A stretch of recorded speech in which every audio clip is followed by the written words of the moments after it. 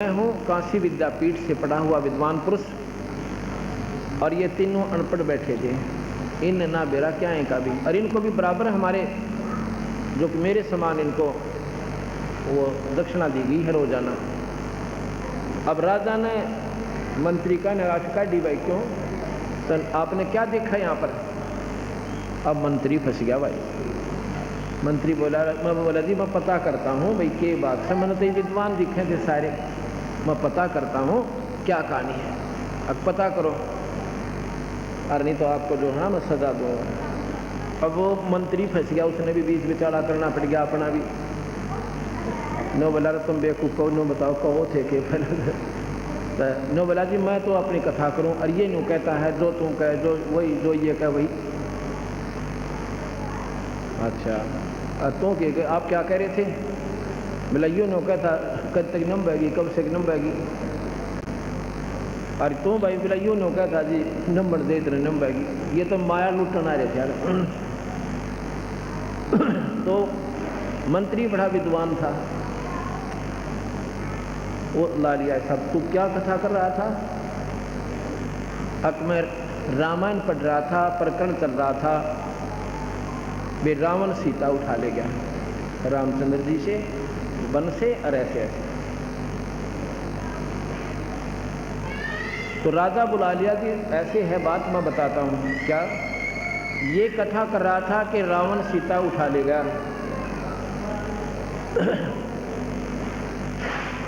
और वही बात तो चाहे बार बार कह लो चाहे उसको एक बार कह लो, बात वही है जी, उसका लाभ उतना ही प्राप्त होता है। जैसे एक श्लोक है, रावण मांगन गया चून ताते लंक वही करून।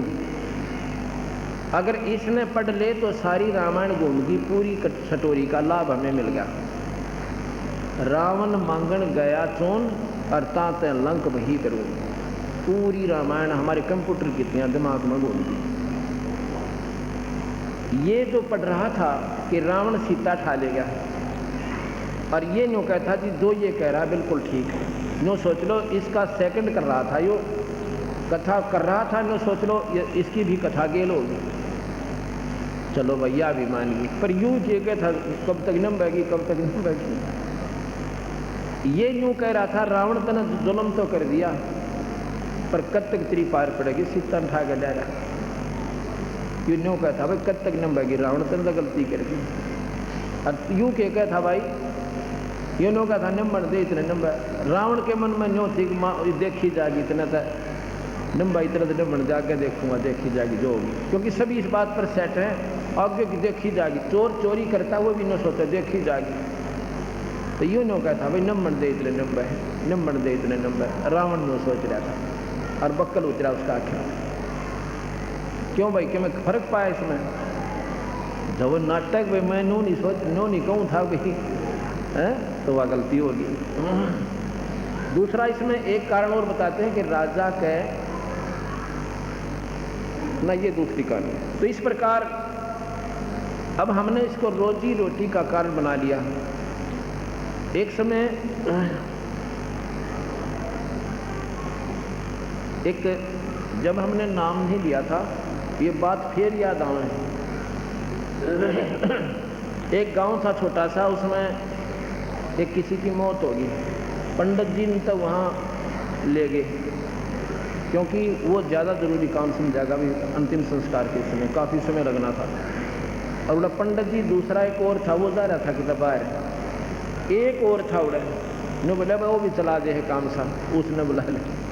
वो फेरा उल्टी किताब पकड़ रहा, और लक्ष्मी चंद की रागनी गाओ माए माए, और वो फेरे करवा दिए, चलो बचाते हो। तो यहाँ तक सीमित हो गया। तो कहने का भाव यह है कि विद्वता को बर्बाद कर दिया और सतमार्ग को खराब कर दिया। ये भोली आत्मा फिर जावा कहाँ बेचारी, जिन्हें ABC का बिना बेरा भक्ति के मार्ग का। इस प्रकार भूत जुनी जहाँ छूट है पिंड प्रदान करंत, पर गरीब दास जिंदा कह नहीं मिला भगवान। जय सतगुरु की संगत करते तेरे सकल कर्म कट जाई, अमरपुरी पर आसन होते जहां धूप ना छाई। यदि तुम पूर्ण संत की शरण में आ जाते ना कनागत काटने, ना माता दोकनी, ना पिंड बरवानी है, और ना कि तो प्रेत सलाह पर जाना, ना 84 में जाना। ये सारा झंझट मिट जाता है।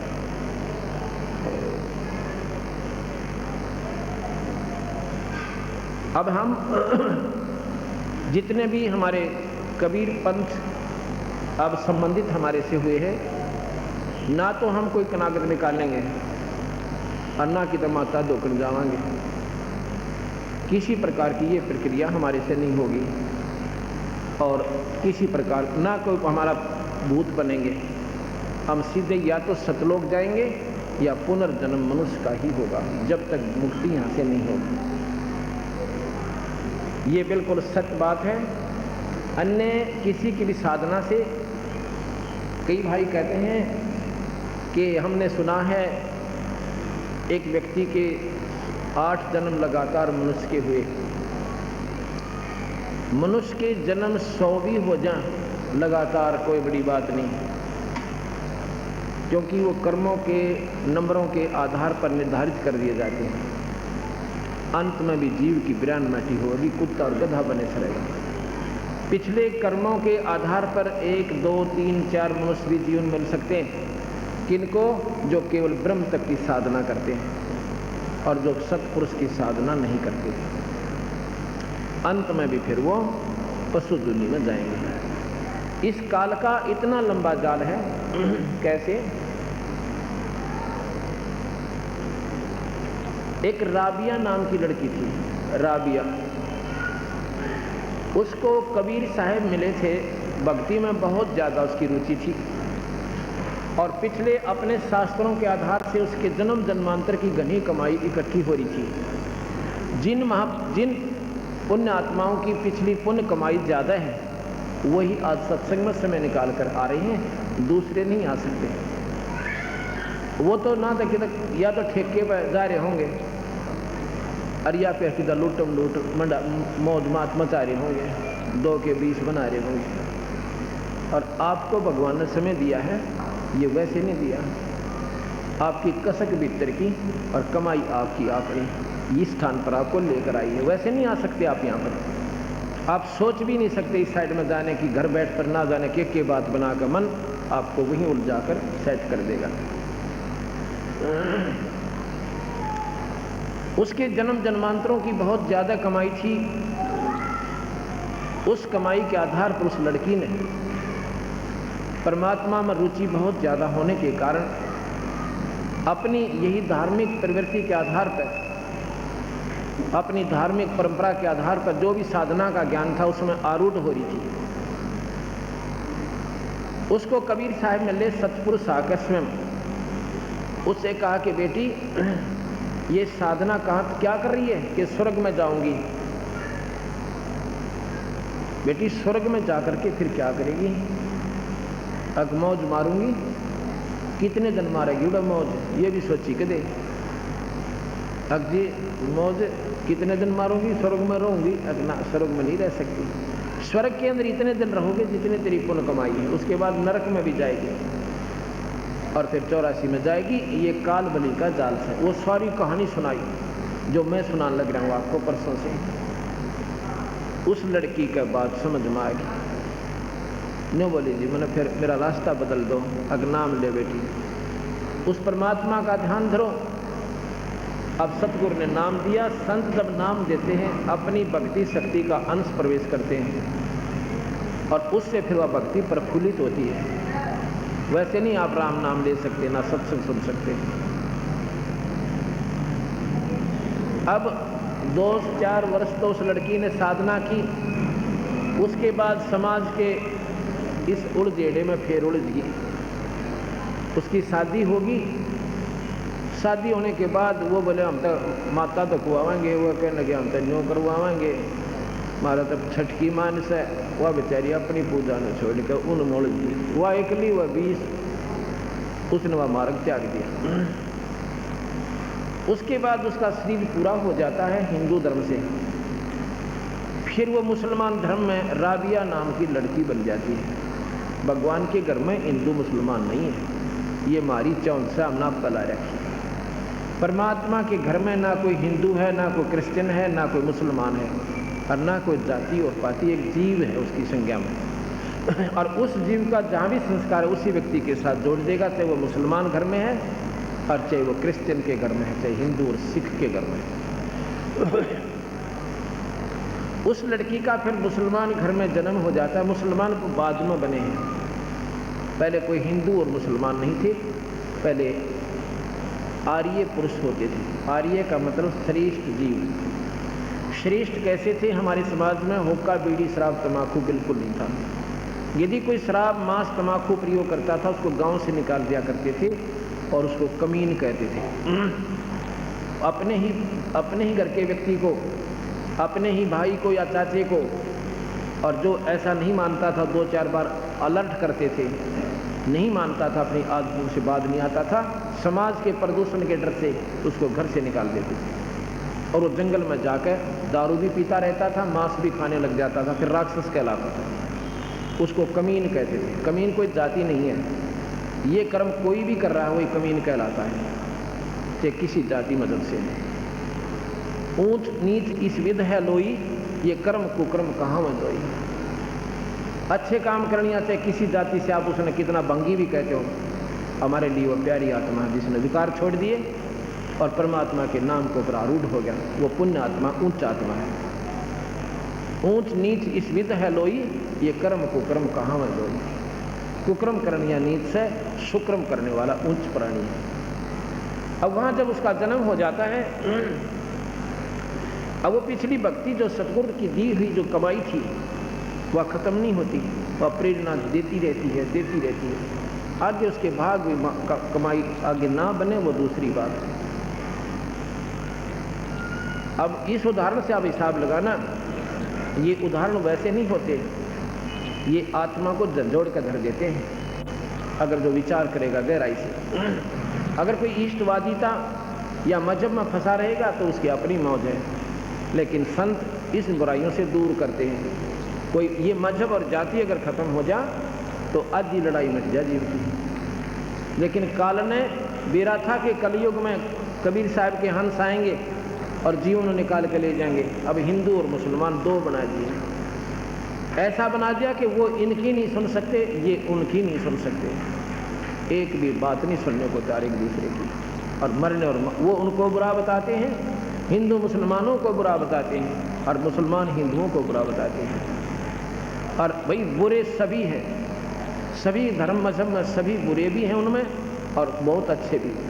बुरे भी प्राणी हैं, अच्छे भी प्राणी हैं, क्योंकि अच्छाई और बुराई कर्म के आधार पर होती है, कोई मजहब के आधार पर नहीं होती। अगर हिंदू ही सारे अच्छे हैं फिर यहाँ पर ना तो पुलिस की आवश्यकता थी और ना इन कोर्ट और कचहरियाँ की। भाई के भाई ना धन लूट लेते, ये व्यवस्था ना होता है। और बाल बेटियाँ की इज्जत एक मिनट भी सुरक्षित नहीं है, से बेसिक हिंदू की फीतला रही। और मुसलमान अगर अच्छे हैं तो वहाँ भी कोर्ट नहीं चाहिए थी, ना कोई पुलिस फौज चाहिए थी। क्या आवश्यकता थी उनकी अगर सारे मुसलमान ही गणे बढ़िया, सारे हिंदू माड़े हैं।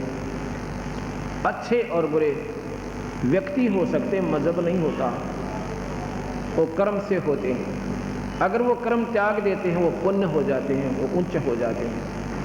उन कर्मों को छुटवाने के लिए संत चेष्टा करते हैं, समय समय पर सत्संग करके, सतमार्ग का दर्शन करके, और जो इन पर विचार कर लेगा वो प्राणी पार हो जाएगा, इस संसार के पचेड़े तो हट जाएगा। उस लड़की बचपन से उसमें वह पिछली कमाई फिर जोड़ कर गई। अपनी माँ से कहने लगी, माँ मैं शादी नहीं कराऊंगी।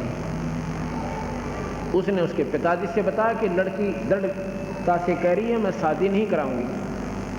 अब माता पिता को चिंता का विषय बन गया, जवान बेटी, और इस समाज में हम कैसे अपने घर पर रख सकते हैं। हम तो 10 साल 5 साल के मेहमान हैं, उसके बाद बेटी का क्या होगा। बहुत विचार लगा के समाज को देखते हुए दोनों माता पिता उस छोरी के पास बुलाकर उसको अपने पास और फूट फूट कर रोने लग जाते हैं। कहते हैं बेटी हम शादी के बिना आपकी शादी अवश्य करेंगे, ये हमारी मजबूरी समझ ले, और नहीं तो हम दोनों आत्महत्या करेंगे अगर तू शादी नहीं करवाओगे।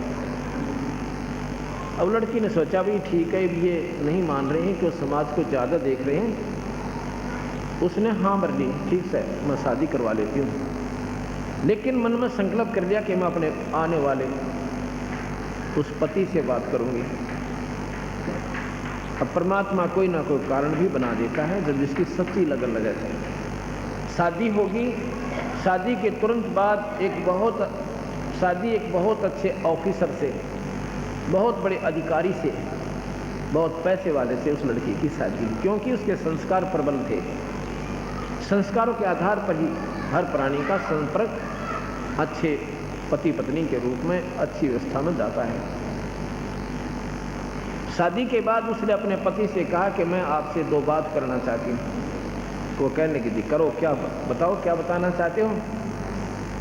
अपनी सारी कहानी बता देती है। कहने लगी मैं बच्चे उत्पन्न नहीं करूँगी। तो वो कहने लगा फिर शादी क्यों करवाई, ये मेरे माता पिता की मजबूरी थी और मेरा दृढ़ फैसला है, मैं भक्ति करके अपना आत्म कल्याण कराना चाहती थी। मेरे माँ बाप ने मेरी कतई नहीं सुनी। उन्होंने कहा कि हम आत्महत्या कर लेंगे, तू शादी नहीं करवाओगी। तो मैंने उस दोस्त से बचने के लिए मैं वहाँ से आ गई। अब मैं आपसे प्रार्थना करती हूँ कि मैं बच्चे पैदा नहीं करूँगी, मैं भक्ति करना चाहती हूँ। यदि आप स्वीकार है आपको तो ठीक है, और नहीं तो मैं सुसाइड करूँगी। मैं जी नहीं सकती, मैं अपना जीवन खो दूँगी, मैं मर जाऊँगी। ये मेरा अंतिम फैसला समझ लेना। तो उसने सोची भाई मैं क्यों खाम खा इसके इसी पुण्य आत्मा के लिए बाधक बनूं। वो कहने लगा फिर एक बात सोच लो, समाज हमारे भी है, इज्जत मेरे भी है, घर से बाहर नहीं जान दूंगा, तेरा न्यारा मकान बना दूंगा और 2 नौकरानी छोड़ दूंगा तेरे लिए, पर रहेगी तो मेरी बहन के रूप में मेरी दृष्टि में, और समाज की दृष्टि में तो मेरी पत्नी के रूप में रहेगी। ने बोली मन मंजूर है। और 100 शुक्र मनाए अल्लाह के खुदा के, हे भगवान, हे अल्लाह आप दूर नहीं हो, आपने बड़ी सुनी मेरी। उसके बाद पति बहन और भाई की तरह उन्होंने अपना जीवन निर्वाह किया। उसने अपनी और शादी करवा ली। मुसलमानों में कई शादियां हो जाती हैं। और उस राबिया के पास जाके और घंटों तक वो परमात्मा के बारे में विचार सुना करता था। बहुत धार्मिक प्रवृत्ति का व्यक्ति था। एक बार क्या हुआ, जब वो 50-55 से ऊपर आयु की होगी, 60 के करीब, मुसलमानों की परंपरा में जैसे अपनी अपनी परंपरा में सबने निर्धारित कर रखा है कि बुढ़ापे में जो हज कर आवे मक्का मदीना जाकर उसकी मुक्ति निश्चित है, और जो वही मर जावा तो गणा बढ़िया, वो तो सीधा स्वर्ग बेस्त में चला जाता है। ऐसी उनकी धारणा है, और संतों के आधार पर ऐसा नहीं है। तो वो कहने लगे जी मैं हज करना चाहती हूँ। वो कहने लगा जी बेशक जाओ। राबिया कहने लगी मैं हज करना चाहती हूँ, अगर आपकी इजाज़त हो तो मैं जा सकती हूँ। अगर जा सकती है, और जा सकती है नहीं, तेरे लिए बैलगाड़ी जुड़वा दूँ किसी भगवान आत्मा के लिए। अगर नहीं मैं तो पैदल जाऊँगी, मेरा मन मानस है पैदल जाऊँगी। अगले वो तेरी सलाह है, नहीं तो तेरी सारी व्यवस्था करवा दूँगा। अगर नहीं मैं पैदल जाऊँगी। और भी जा रहे हैं। उसने देख लिया कि ये तो घर से बाहर भी नहीं निकली 50 साल में, 40 वर्ष में, और मैंने कितना सहेलिया में भी बात करती नहीं देखा इसको, और फ्री कर दी कि आप जा सकते हो महात्मा। चल पड़ी। चलते चलते रास्ते में काफी दूर जब आ लिए तो एक जंगल के अंदर एक कुतिया जो थी प्यासी खड़ी थी, और छोटे छोटे मासूम बच्चे उसके रो रहे थे। इतनी प्यासी थी, अगर उसको पानी नहीं मिले तो वो मर जाए। एक बार राबिया के पैरों में आवे और फिर भाग कर कुएं पर जावे, फिर राबिया के पाँव में आवे, फिर भाग कर कुएं पर जावे। राबिया समझ गई, राबी समझ गई कि इसका ये प्यासी बहुत है।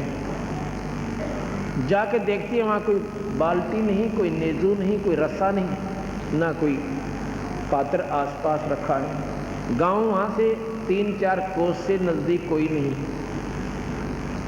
और बाहर सुनसान जंगल में एक कुआं था। उधर देख रही है उसके मासूम बच्चे, अगर ये मां मर गई तो ये बच्चे भी गेल मरेंगे। ऐसे कहते हैं दया बिना दरवेश कसाई। अब देखियो, वो भी मुसलमान थी। मुसलमान जो मांस छू है नहीं, जो मुसलमान की परिभाषा है मांस के हाथ भी नहीं लाओ मुसलमान हो तो। और मांस बकै सो भोला, वो नादान आत्मा जो मांस खाता वो मुसलमान नहीं है। तो उस लड़की ने अच्छा बुलाया भी जाइए, पानी नहीं पियाती, माँ मरे इसके बालक मरे। या दया होती है दरवेश माने साधु में। जिसमें दया नहीं वो